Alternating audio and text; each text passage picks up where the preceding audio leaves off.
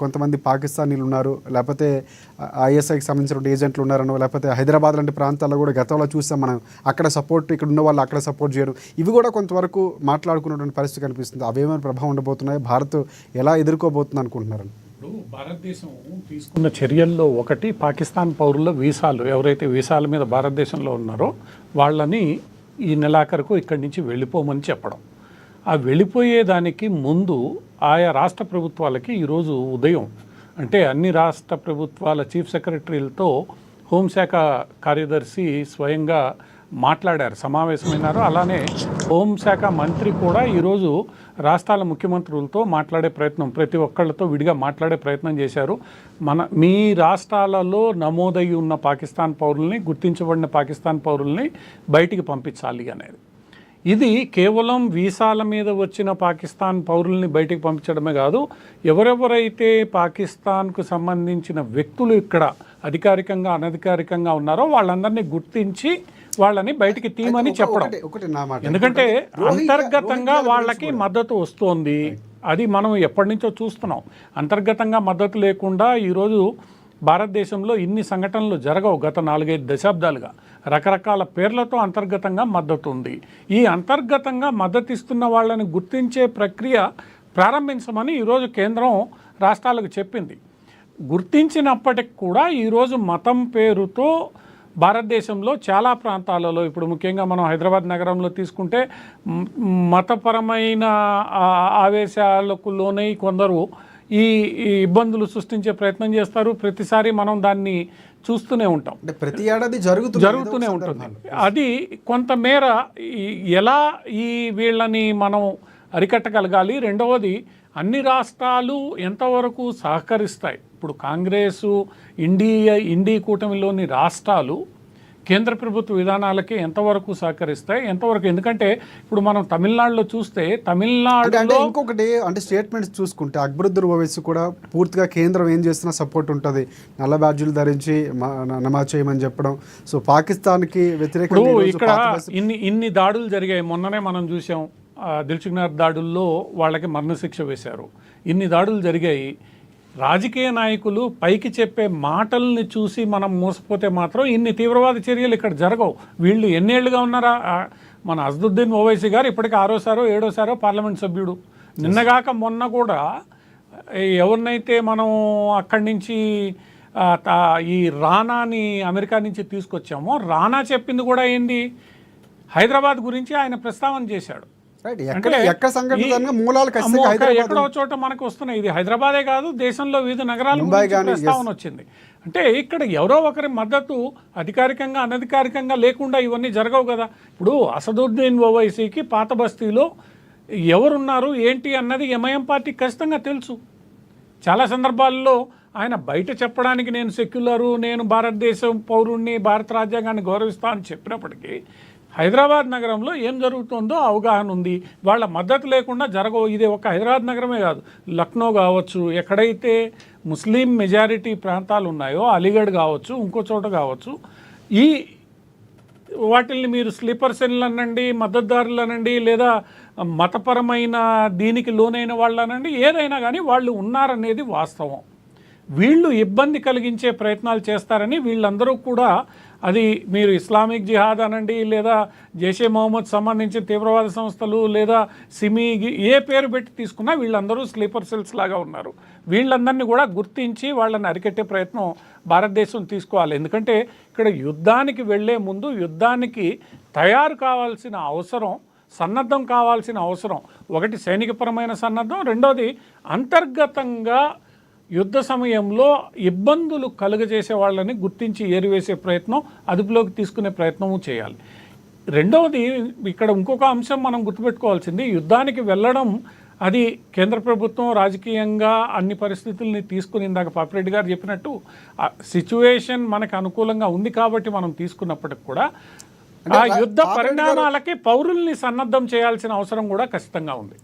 Right time అంటున్నారు పాపిరెడ్డి గారు. అంటే రైట్ టైం అయినప్పటికి కూడా దానికి అంటే ఇందాక పాపిరెడ్డి గారే ఇంకొక మాట కూడా అన్నారు. ఒకటి మీరు కూడా అన్నారు, ఒకటి మొదలు పెట్టడం అనేది ఒక నిర్ణయం, ఎప్పుడు ఆపాలనేది కూడా రెండవ నిర్ణయం. సో ఒకవేళ అది కొంత సుదీర్ఘకాలం, మనం యుక్రెయిన్ రష్యా యుద్ధం తీసుకుంటే ఇప్పుడు 3వ సంవత్సరంలోకి వచ్చాం. హమాస్ మీద ఇజ్రాయెల్ జరుగుతున్న యుద్ధం తీసుకుంటే 2వ సంవత్సరంలోకి ఉన్నాం. సో ఎప్పుడు ఆగుతుందో తెలియని పరిస్థితుల్లో దానికి దేశ ప్రజల్ని సన్నద్ధం చేయాల్సిన అవసరం, రాజకీయ పక్షాలు రాజకీయాలు చేసినప్పటికీ ప్రజల్ని సన్నద్ధం చేయాల్సిన అవసరం, ప్రజల యొక్క తయారీ, అంటే వాళ్ళు ఎటువంటి పరిస్థితులనైనా ఎదుర్కొనే విధంగా తయారు చేసుకోగలగడం, ఇవి చేసుకోవడం ఈరోజు కీలకమైన అంశం. యుద్ధానికి వెళ్ళడం, మన దగ్గర సైన్యం ఉంది, బలగాలు ఉన్నాయి, పాకిస్తాన్ బలహీనంగా ఉంది, ఇవన్నీ. కానీ మొదలైన తర్వాత ఈ ప్రపంచంలోని పలు దేశాలు ఎలా స్పందిస్తాయి? ఇంతవరకు చైనా ఈ మొత్తం వ్యవహారం మీద సరిగ్గా స్పందించడే లేదు. సో నేరుగా చైనా యుద్ధం చేసి ఆయుధాలు ఇకపోయినా చైనా పరోక్షంగా పాకిస్తాన్కు మద్దతు ఇచ్చే అవకాశం ఉంటుంది. టర్కీ లాంటి దేశాలు పాకిస్తాన్ సైన్యానికి మద్దతు ఇచ్చే అవకాశం ఉంటుంది. ఇవన్నీ కూడా మనం చూసుకొని పౌరుల్ని సన్నద్ధం చేసుకుని భవిష్యత్తులో ఒకవేళ సుదీర్ఘకాలం కొనసాగినా కూడా ఇబ్బంది రాకుండా చేసుకోవాల్సిన బాధ్యత భారత ప్రభుత్వం మీద ఉంటుంది. రైట్. పాపిరెడ్డి గారు, ఇంకొక అంశం అంటే ఐక్యరాజ్య సమితి నుంచి కూడా ఒక స్టేట్మెంట్ వచ్చింది, మీరు కూడా వినే ఉంటారు. కొంచెం 2 దేశాలు సంయమనం పాటించాలి, చర్చలతో ఈ సమస్యకు పరిష్కారం మార్గాన్ని వెతుక్కోవాలని కూడా ఒక సూచించే ప్రయత్నం చేసింది. సో దానిపై మీరేమంటారు? అంటే ప్రధానంగా అక్కడ కూడా మనకు మెజారిటీ ఉన్నటువంటి పరిస్థితి ఉంది. ఇప్పుడు రాయలసీమ ఈ ఇంటర్నల్ టెర్రరిజం ఐక్యరాజ్య సమితి అంతర్జాతీయ వేదికల మీద భారతదేశం అనేక సార్లు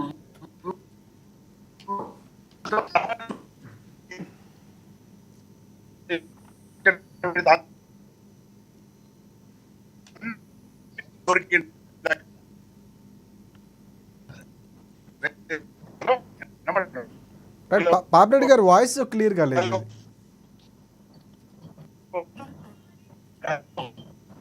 రైట్. పార్సాద్ గారు, ఇంకొక అంశం ఇందాక మీరు మాట్లాడుతూ అంటే చాలా కీలకంగా ఒక అంశాన్ని కూడా లేవనెత్తారు. ఇప్పుడు జరుగుతున్న యుద్ధానికి సంబంధించి, అంటే పాకిస్తాన్కి సంబంధించో లేకపోతే అక్కడ ఉన్నటువంటి అంటే బ్రిటన్పై అమెరికాపై కొన్ని ఆరోపణలు చేసింది అక్కడ రక్షణ శాఖకు సంబంధించి కూడా ఆయన స్పందిస్తూ.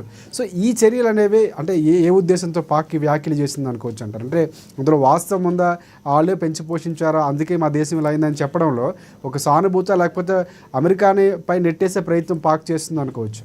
అంటే పాకిస్తాను అమెరికా చెప్పినట్లు ఆడింది, అమెరికా ఆడమన్నట్లు ఆడింది, అది చరిత్ర.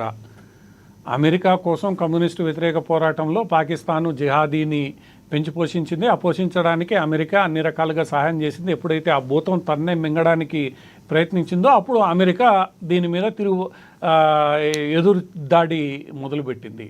సో ఈ మొత్తం వ్యవహారంలో పాకిస్తాన్ తెలుసో తెలియకో, అనుకూలంగానో అననుకూలంగానో ఈ జిహాదీ ఉద్యమంలోకి వచ్చిన తర్వాత ఈ జిహాదీ ఉద్యమాన్ని పాకిస్తాను తనకు అనుకూలంగా, అక్కడ పాకిస్తాన్ సైన్యం జిహాదీ ఉద్యమాన్ని తనకు అనుకూలంగా మలుచుకొని తన మనుగడ కోసం కొనసాగిస్తోంది అనడంలో కూడా ఈరోజు ఎటువంటి సందేహం లేదు. ఈరోజు పాకిస్తాన్ సైన్యం పాకిస్తాన్లో ఒక పెద్ద వ్యాపారవేత్తగా కూడా ఉంది, ఎన్నో సంస్థలను అది నిర్వహిస్తోంది. ఈరోజు సైనికాధికారులు అక్కడ కోటీశ్వర్లు, లక్షాధికారులు ఈ మొత్తం వ్యవహారంలో అవుతున్న వేళ వాళ్ళు దీన్ని తమకు అనుకూలమైన ఒక యంత్రాంగంగా మలుచుకొని చేస్తున్నారు అనేది. ఎందుకంటే ఆ జిహాదీ యుద్ధాన్ని చెప్పుకొని వాళ్ళు ఫండ్స్ సేకరిస్తున్నారు, ఎక్కడెక్కడి నుంచో సానుభూతి పొందుతున్నారు, వాళ్ళు అనుభవిస్తున్నారు. సో ఈరోజు పాకిస్తాన్ సైన్యం దీన్ని ఆపుతుందా ఆపదా, లేదా ఈరోజు ఆ పాకిస్తాన్ సైన్యాన్ని నియంత్రించలేని రాజకీయ నాయకులు అవును దీనికి కారణం అమెరికానే అని అమెరికా మీద నెట్టివేయడానికి ప్రయత్నం చేసినా నీ బుద్ధి ఏమైంది అనేది ఈరోజు మనం ప్రశ్నించాల్సిన అవసరం ఉంది. ఎందుకంటే నువ్వు తెలుసో తెలియకో ఆ రోజు చేసావు, ఈరోజు సరిదిద్దుకోవాలి కదా, అది ఎందుకు నువ్వు సరిదిద్దుకోవట్లేదు? దాంతోపాటు ఇప్పుడు మతపరంగా భారత్ మీద ప్రధానంగా ఫోకస్ చేసింది. ఇక్కడ ఇస్లామిక్ రాజ్యంగా మార్చే ప్రయత్నం ఎప్పటికైనా మొన్న చేసినటువంటి స్టేట్మెంట్స్ కూడా, అంటే అంతకుముందు దానికి ముందు వారం రోజుల ముందు